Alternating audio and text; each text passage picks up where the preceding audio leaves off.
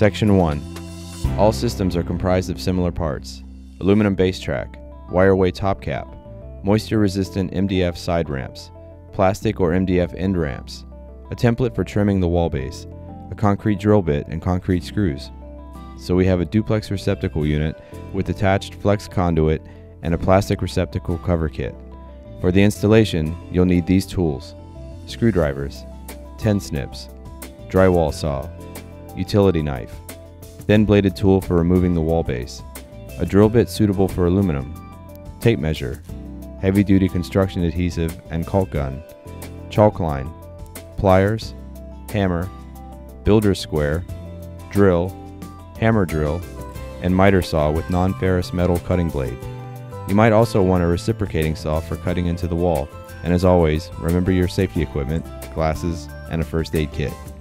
Section 2. The first step is to mark the placement of the wireway. Locate the center line of where the wireway will join the wall and mark the floor accordingly. Next, carefully remove the molding with the thin bladed tool. You can often reuse this piece at the end of the installation. Using the floor box as a guide, mark the wall for your opening using a drywall saw. You'll need to make an opening approximately 3.5 inches wide by 1.25 inches high. Once the drywall is open, use a reciprocating saw or 10 snips to cut through the metal stud track and push the flap inward for access to the stud wall cavity. Next, make sure the track to be installed is perpendicular to the wall. Section 3. Use the old geometric trick of the 3-4-5 triangle to create a 90-degree angle at the wall.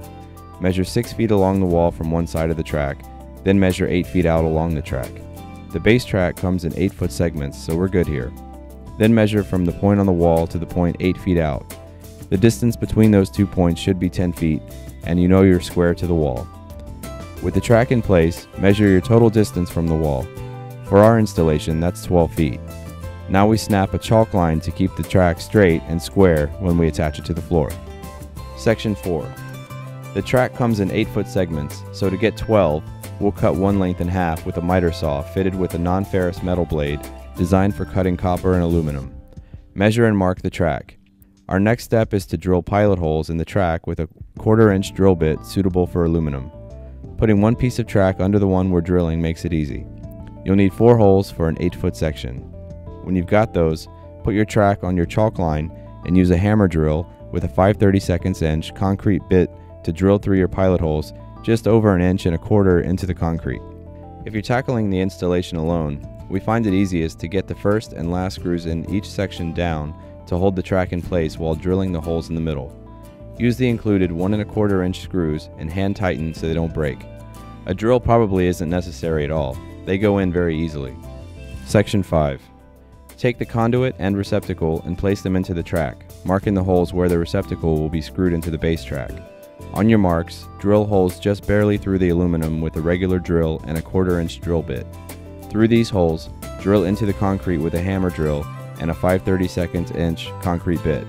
Once again, go 1.25 inches deep into the concrete and hand tighten the screws. A little more cleanup and the electrical contractors can now feed the conduit and wires into the wall to attach to the junction box. Once they're all set, it's time to install the ramps. High ramps first. Apply a 1/4 inch bead of exterior grade heavy duty construction adhesive onto the outside edges of the long sides of the ramp, about 1 inch away from the edges. That's plenty to support the whole piece.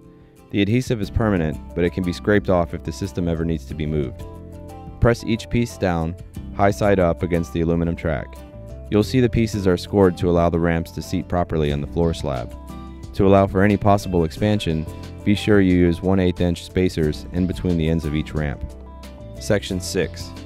Because our total length is 12 feet, we didn't have to cut our ramps, but if you do, the MDF cuts easily with a miter saw and the same cutting blade. Next, glue the low ramps down. They fit with a tongue and groove right into the high ramp. Tamp all your ramps down by walking on them gently and then move on to the end ramp. End ramps come in various forms. Yours might be MDF or rounded plastic. Either way, the installation is much the same. Just glue them down carefully and let the adhesive cure for a couple of hours before carpet is installed. Next, you'll secure the cover on the receptacle with the screw supplied. Now you can begin to install the wireway top cap. Start at the receptacle end and tap with the rubberized mallet or hammer end to snap the cap into place, tucking the wires into the cavity along the way. Section 7. Measure the remaining space. Mark and cut a piece of the cap to length with a miter saw. Then, snap in your cut piece. The bulk of the installation is done and the carpet can now be installed right onto the ramps, flush with the track. Once the carpet is in, it's time to get the base molding back in place.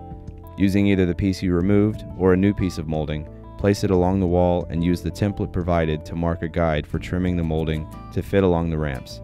Once you've marked the molding, take it off and trace the rest of the template onto it. Using a straight edge and utility knife, trim the molding along your outline and reinstall. That's it.